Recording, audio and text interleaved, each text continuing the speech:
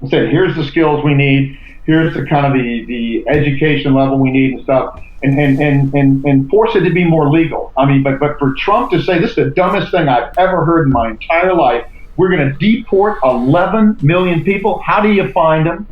How do you pay to get them back, to deport them back? And what does that do to your workforce and your spending and the companies that rely on these people? Hey, it is true. They came in illegally, but it's also true that we let them. We have not enforced this law hardly at all.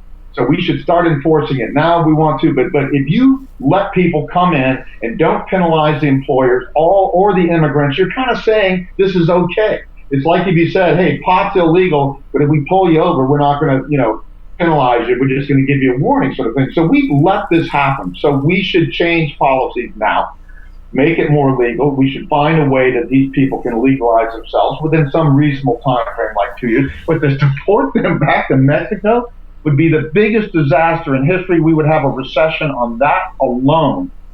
So we got to be more reasonable about this. But it has definitely been a plus. The difference between Europe and the United States, why we're stronger than Europe in this downturn, is because we've had more immigration.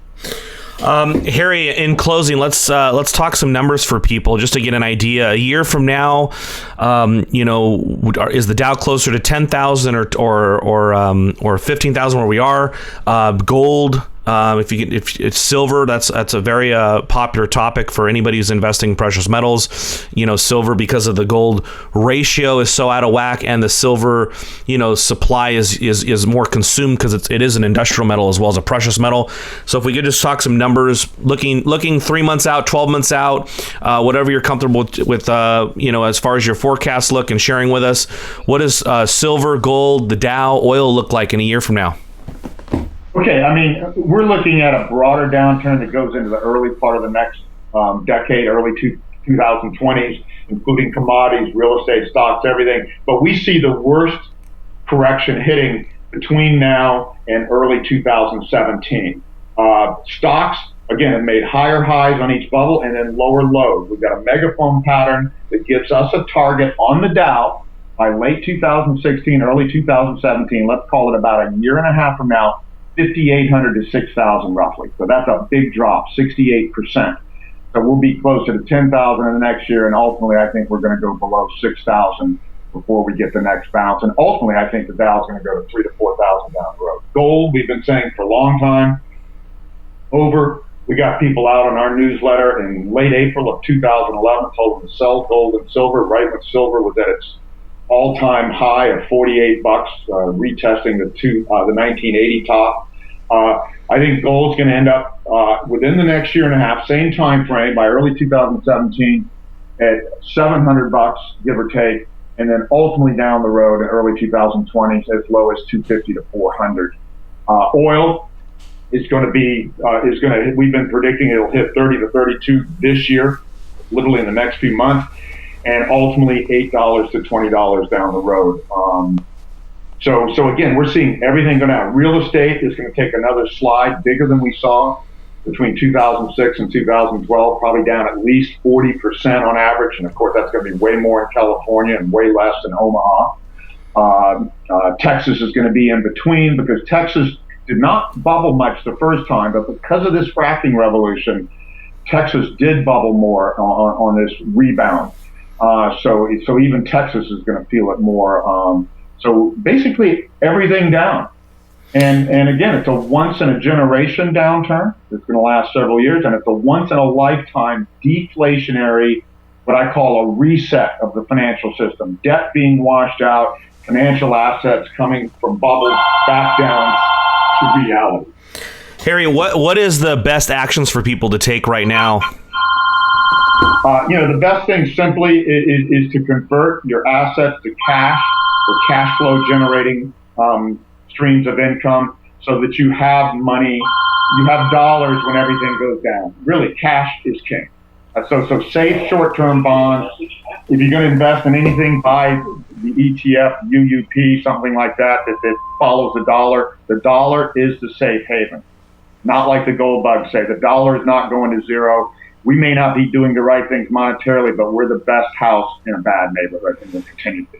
And that's a hard one for people to swallow because, I mean, as you know, you point out all the time the fraud and the lies that comes out of the government, the mismanagement, and then to hold that currency, it's difficult. Do you guys recommend gold and silver? Is it a prudent thing to have some of it as a cash equivalent? No.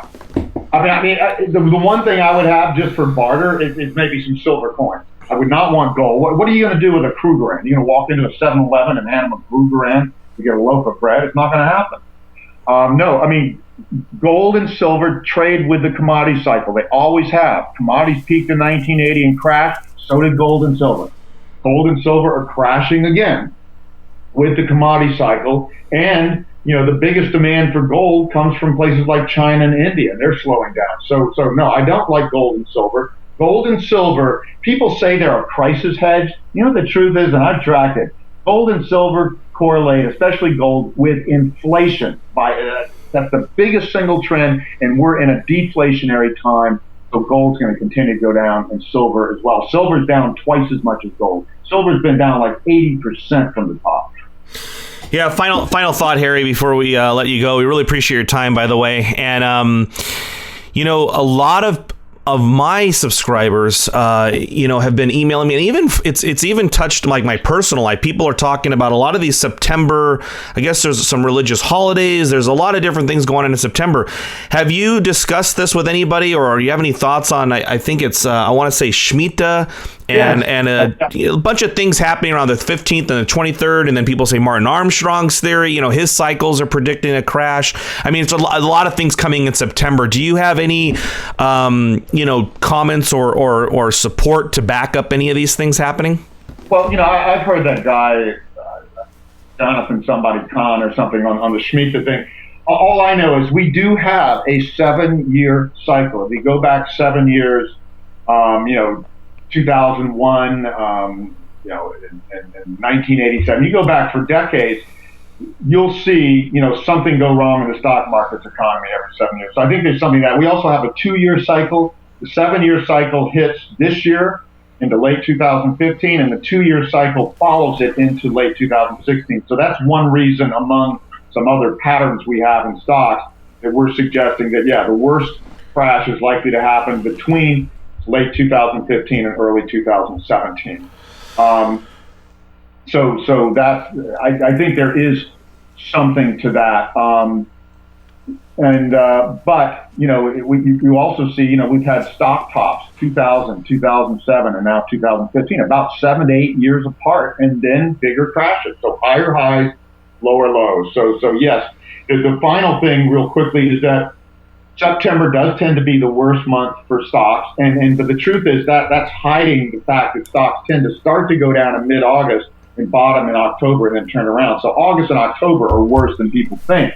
And this cycle, this what I call crash season between mid-August and mid-October, tends to get exaggerated when you're in a larger downturn or larger cycle. So yes, I think that the highest probability for a major crash is into mid-October on these cycles. And again, a lot of other people are saying that as well. And so again, this is just not the time to be buy and hold. I'll just wait it out. It's better to get out of the way. If we do not see a significant downturn past what we've seen by mid-October, then maybe this whole thing's going to hit later. But there's a high chance that the markets could be down, just like China recently could be down 30-40% by mid-October. Harry Dent, thank you so much for your time, sir. Everyone, please go to harrydent.com. You can receive a free copy of The Demographic Cliff. You just pay for shipping and handling. It's a free copy. I have read all of Harry's books. I got to tell you guys, if you're looking for data and research, man, you are going to you can't not turn the pages and put this book down.